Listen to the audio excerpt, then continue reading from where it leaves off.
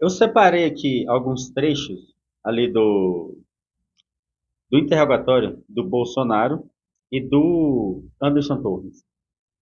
Mas eu separei bem com carinho, com cuidado esses trechos aqui, e talvez, por uma vez você não teve como assistir todo o depoimento, aqui você vai entender como que o Bolsonaro e o Anderson Torres, sabe, de forma tranquila, com educação, desmascarou todas as narrativas. Porque ali agora o negócio é cara a cara, é tete a tete.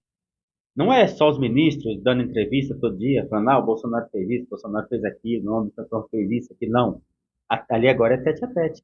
Ali agora, no caso, o réu pode falar o que ele deve falar ali, e o cara que está do outro lado, o juiz, sabe, o procurador, tem que ouvir.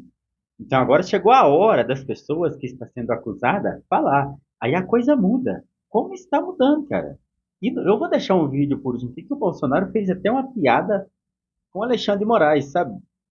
E ele teve que engolir seco. Chega, eu tomo água, porque não pode falar nada, não pode ficar bravo. Cara, pelo amor de Deus.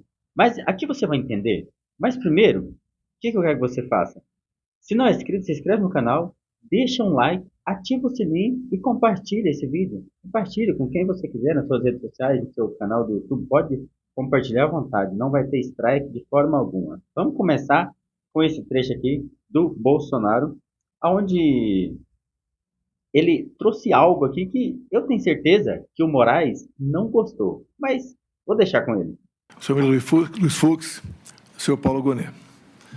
Eu fiquei 2 anos como vereador e 28 como parlamentar. A minha retórica sempre foi parecida com isso. Vamos lá. A questão da desconfiança, suspeição ou crítica às urnas não é algo privativo meu. Eu poderia citar vários nomes, citaria apenas alguns aqui. O senhor Flávio Dino, em 2012, quando ele perdeu a eleição, ou 2010, quando ele perdeu a eleição para o governo do Maranhão. Ele diz, eu teria um vídeo, mas foi indeferido o pedido, mas no vídeo está o seguinte: hoje eu tive a oportunidade de ser vítima de um processo que precisa ser aprimorado, ser melhor auditado, que é o sistema das urnas eletrônicas. E depois, o senhor acredita que houve fraude? Houve várias modalidades. Palavra do senhor Flávio Dino.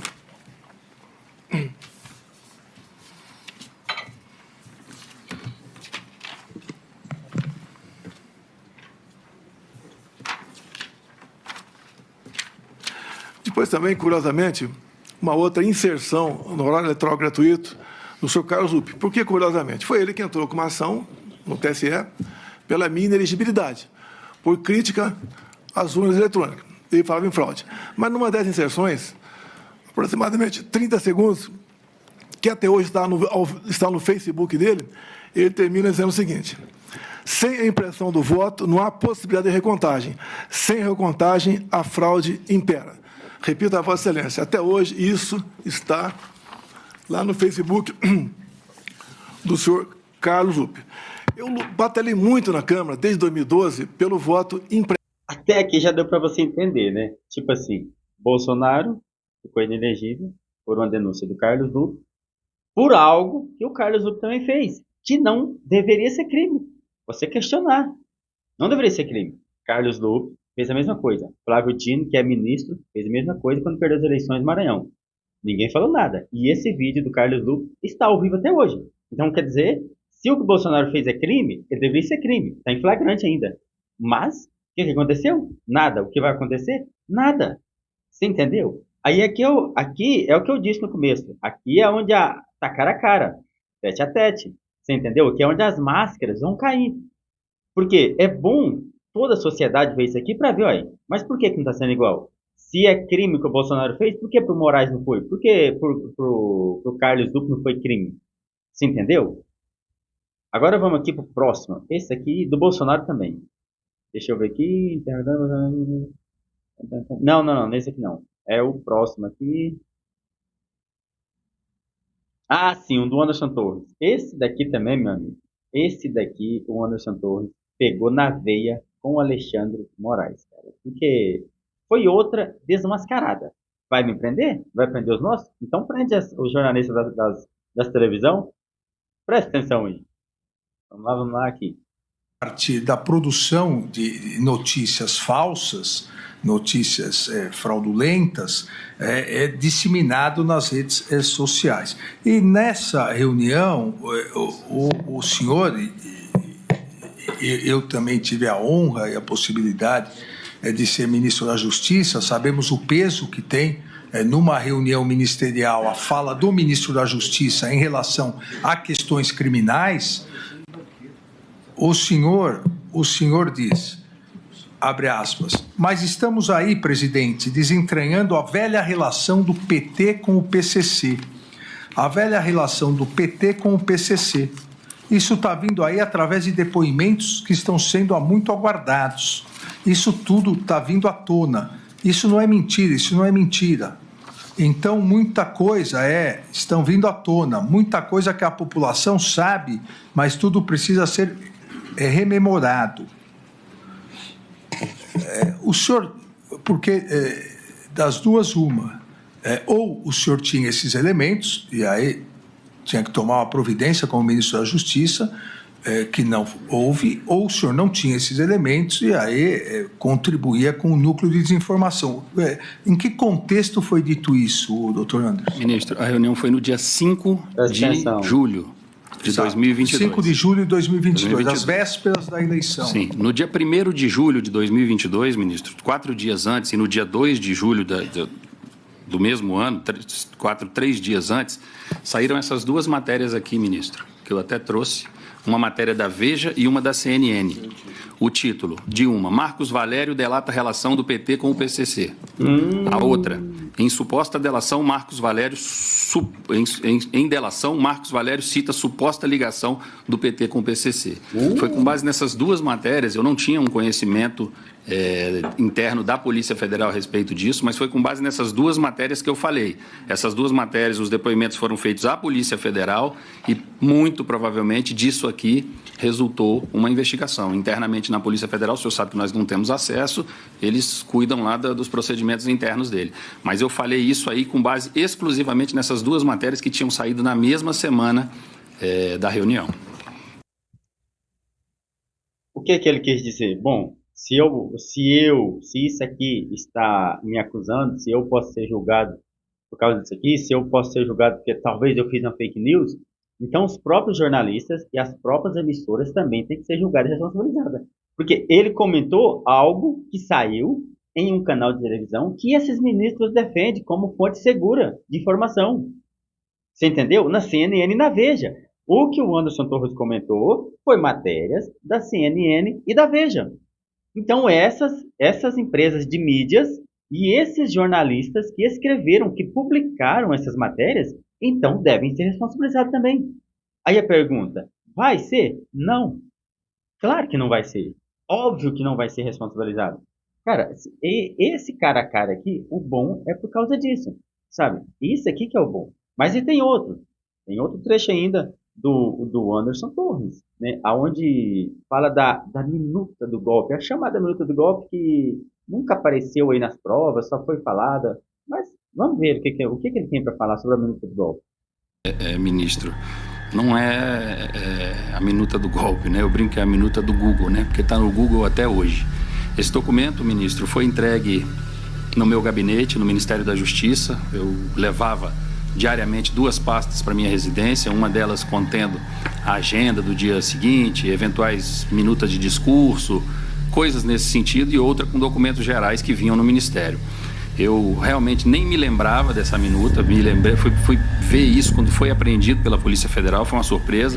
Foi um documento que eu tirei do envelope naquela época, o senhor devia, não sei se estava acompanhando, mas isso era voz corrente na esplanada dos ministérios, estava difícil trabalhar, inclusive a gente recebia minutas, ideias e uma série de coisas pelo WhatsApp, papel. Eu vi na imprensa que 2 autoridades disseram que receberam, uma das autoridades disse que se recebeu 3 minutas como essa, e isso foi parar no meu escaninho ali, eu levava pastinhas como essa aqui para casa todos os dias, essas pastinhas simples, eu não carregava pasta, e isso foi dentro de uma dessas pastinhas, ministro, e na minha casa foi colocado para ser descartado. Eu nunca tratei isso com o presidente da República, eu nunca tratei isso com ninguém. Isso veio até o meu gabinete no Ministério da Justiça, foi organizado pela minha assessoria, que isso veio num envelope dentro, foi parar na minha casa, mas eu nunca discuti esse assunto, eu nunca trouxe isso à tona. Isso foi uma fatalidade que aconteceu, porque era para ter sido destruída há muito tempo, eu nunca trabalhei isso. O documento era muito mal escrito, cheio de erros de português, de concordâncias, enfim. Até o nome do tribunal que estava escrito lá estava escrito errado. Então, não é da minha lavra, não sei quem fez, não sei quem mandou fazer. E nunca discuti esse tipo de assunto. Mas eles enfiou todo mundo no bolo. Sabe? Essa minuta do golpe. Cara, pelo amor de Deus. Então por que não apresentou ela? Por que não apresentou a minuta legítima ali como prova? Não tem, não apresentou. Não apresentou. A minuta que o Anderson está falando nem foi mostrada através do computador da Polícia Federal, no dia do depoimento dele. Algo que ele nem sabia que existia, ele nunca tratou isso com o Bolsonaro, com ninguém. Mas os caras botou na cabeça de todo mundo não, de quase todo mundo, e os jornalistas ajudando, que o Bolsonaro queria dar um golpe. Aqui, esse outro aqui do Bolsonaro agora, também, eu já bati na tecla isso aqui várias vezes, que é o Barroso, indo no STF, nas duas casas, né, no Senado e na Câmara dos Deputados, fazer lobby com os parlamentares. E o Bolsonaro agora pegou esse jeito também, cara a cara com o Moraes. Eu queria que o Barroso estivesse lá, eu queria, mas felizmente não estava. Desde 2012, no mínimo, eu sempre lutei pelo voto impresso. Nós estávamos na iminência de aprovar uma PEC dentro da Câmara dos Deputados que tratava do voto impresso. A autoria da deputada Bia Kiss, o relator, o deputado Felipe Barros.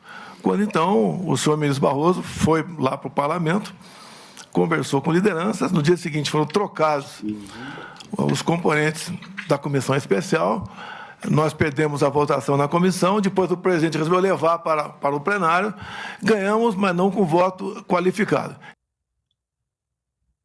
Esse é o papel dos ministros, sabe? Cara, tipo assim, o que os ministros têm a ver com a lei que o Congresso, uma PEC que o Congresso está projetando, está querendo aprovar, está aprovando, está sendo votada? Ministro não tem que se meter nisso aí. Isso não é papel do ministro. Não é. Papel do ministro é julgar.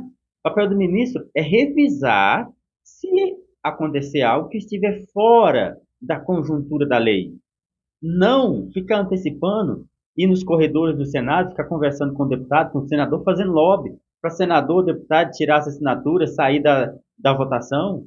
Isso não é papel de ministro, sabe? E aí, mais uma na cara do Alexandre Moraes. E agora, a saideira, a cereja do bolo. Eu não vou falar o que o Bolsonaro falou, eu vou deixar aqui o áudio já para ele falar para você ouvir.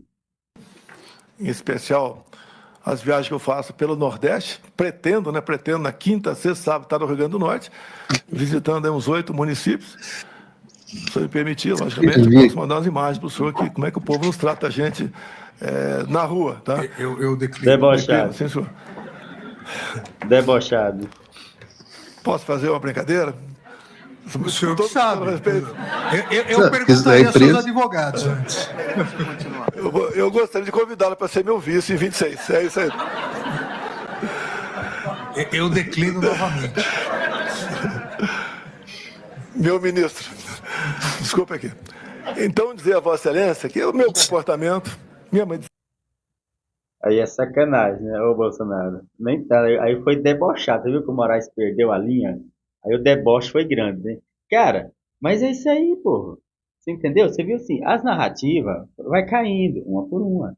Porque, eu vou repetir, é como eu falei aqui no começo do vídeo. Uma coisa eram os ministros, sabe? Era os ministros do Lula, ficava latindo isso aqui, latindo ali, falando isso, falando aquilo. Outra, porque era só eles que falavam. Agora, outra coisa é agora. É o cara a cara. Sabe? O Anderson Torra, eu não fiz isso, eu não fiz aquilo, não era assim, o Bolsonaro, eu não fiz isso.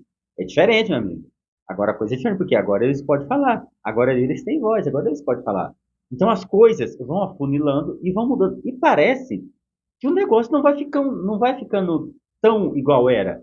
Você vê que já está meio perdendo, sabe, o sentido desse negócio de golpe, que querer dar golpe, que é crime. Não. Também o fogo está abaixando. O tupete dos ministros está abaixando, sabe?